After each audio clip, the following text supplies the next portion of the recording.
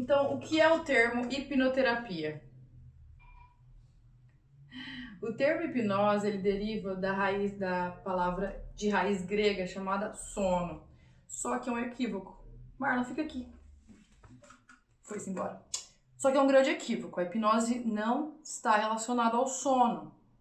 E se você deixar de lado todas as noções preconcebidas e examinar clinicamente a hipnose, você vai descobrir que não se parece ou se comporta como pensou que seria.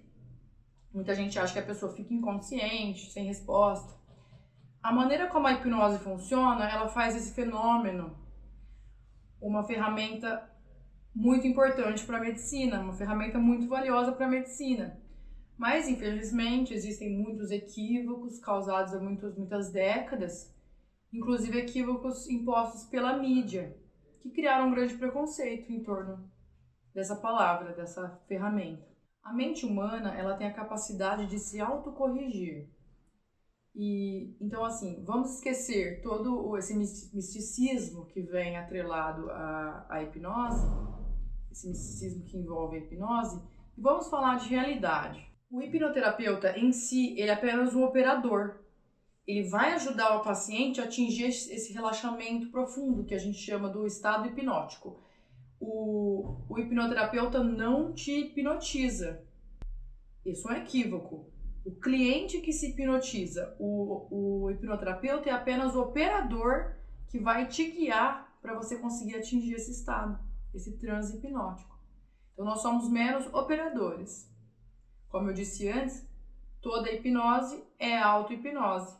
Quando em hipnose, quando a pessoa está num transe hipnótico, ela tem todo o controle que ela teria normalmente, ela pode falar, ela tem todas as suas faculdades, ouvir, ver, sentir, cheirar, falar. Ela só não tem uma faculdade, que o Dave Elman chama de faculdade crítica, que é o nosso fator crítico. Então, embora às vezes possa parecer que a pessoa esteja inconsciente, ela está completamente consciente. E ela pode cooperar. Então, a única coisa que ela realmente não tem nesse momento é o fator crítico.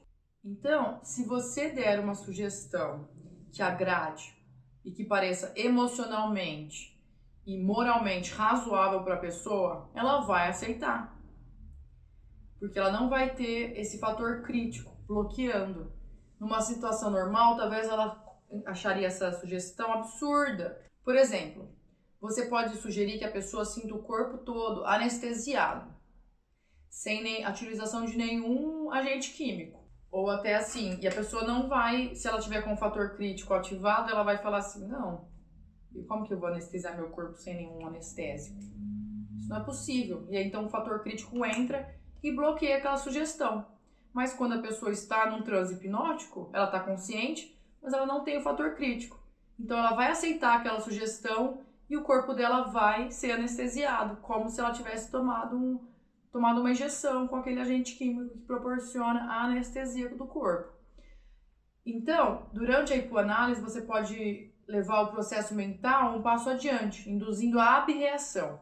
Isso é, o reviver da experiência do passado em vez de uma mera recordação. Então a pessoa consegue voltar naquela recordação como se ela estivesse vivendo ela naquele momento. A suspensão da faculdade crítica proporciona isso. E ela não contradiz a afirmação de que o paciente está no controle completo de si. Ele tem total seletividade. Ele aceita tal sugestão porque ela é agradável e é boa para ele. Se for uma coisa ruim, ele não vai aceitar. Então, como a faculdade crítica está desativada, a descrença de que essas fantásticas façanhas são possíveis é contornada na hipnose. Para dizer de outra forma, na hipnose o corpo e a mente são igualmente suscetíveis, operando como uma unidade harmoniosa. A hipnose tem efeito no inconsciente, assim como na mente consciente, e também no sistema nervoso autônomo.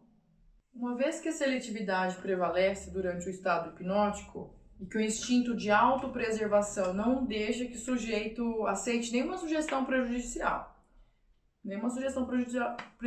para si mesmo. Então ninguém nunca foi magoado pela hipnose, por exemplo. É impossível.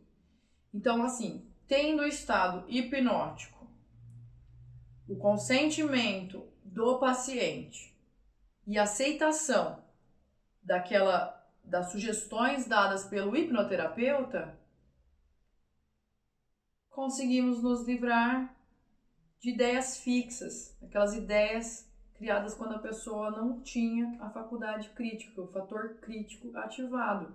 E aí, no caso, é quando a pessoa, antes dos 7 anos, por exemplo, a criança não tem esse fator crítico, então ela aceita todas as sugestões dadas por autoridades, no caso, pai, irmãos, professores.